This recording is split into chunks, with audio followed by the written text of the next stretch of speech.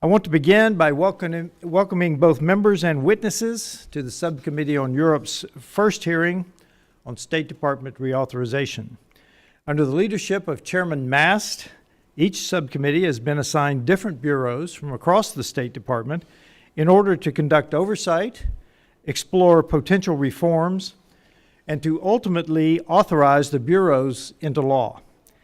It has been a while since reauthorization was accomplished, and I look forward to working with colleagues on both sides of the aisle as we move through this important process.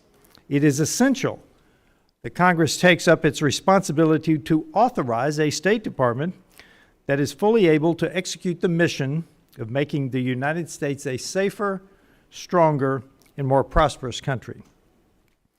As this is our first hearing on this subject, I'm going to provide a brief introduction to the State Department bureaus this subcommittee will be overseeing in the 119th Congress. The Bureau of Arms Control, Deterrence, and Stability, also known as ADS, is responsible for diplomatic efforts to increase stability, reduce the risk of unintentional escalation, and prevent conflict. This includes promoting the stability and control of emerging military technologies, including AI and quantum computing, and upholding bans on chemical and biological weapons. ADS also leads negotiations on nuclear arms control and represents the United States in multilateral forums addressing WMD challenges, originally created as the Bureau of Verification and Compliance in 1999. The Bureau's position of Assistant Secretary of State is authorized in statute, and only that one position. Next, we have the Bureau of International Security and Nonproliferation, or ISN, which is the mission of preventing the spread of WMD, delivery systems, and advanced conventional weapons capability. Additionally, ISN works to protect U.S. critical and emerging technology and promotes the peaceful uses of nuclear energy, science, and technology. The Bureau was formed in 2005 by then Secretary of State Condoleezza Rice through an agency reorganization effort that combined the Bureau of Nonproliferation and the Bureau of Arms Control. The Bureau of International Security and Nonproliferation is currently not authorized in statute by Congress.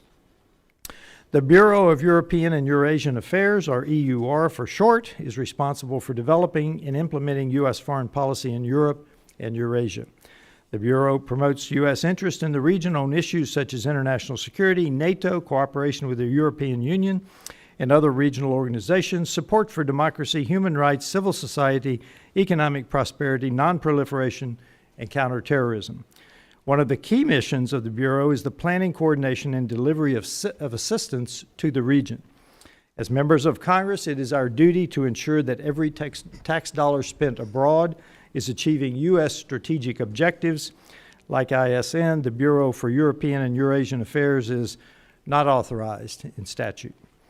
And finally, I want to note that the subcommittee also has jurisdiction over the Bureau of Cyberspace and Digital Policy, as well as the Export-Import Bank, but these will not be the subject of today's hearing.